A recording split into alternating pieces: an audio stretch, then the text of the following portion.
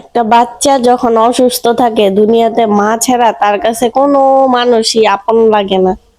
যখন আমার বাবুটা অসুস্থ হয়ে যায় সারাক্ষণ এইভাবে আমার কোলে মাথা রেখে হয় ঘুমাবে নাইলে তাকায় থাকবে। ও কারো কাছেই যাবে না, কারো কাছে যায় ও শান্তি পায় না।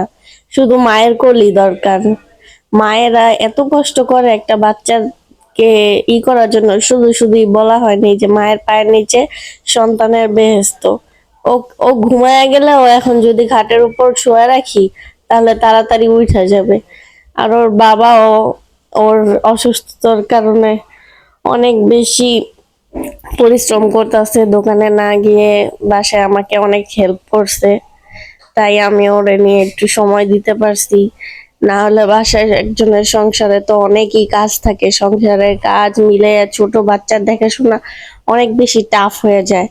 আর যখন বাচ্চাটা অসুস্থ থাকে ও তো কোল ছাড়া কিচ্ছুই বুঝে না। আমার বাচ্চাটা আজকে 2-3 দিন যাবত অনেক জ্বর ঠান্ডা, বাইরে ওয়েদার খারাপ, এই গরম এই বৃষ্টি এর কারণে এমন ভাবে ঠান্ডাটা লাগছে ওর।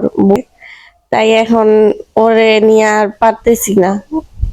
এই যে ঘুমাইয়া রইছিল, শোয়াইতে গেছি আর উঠা গেছে। আর এই যে দেখছেন বিছানায় রাখছি কি কান্নাকাটি কইরা উল্টায়া উঠা গেল।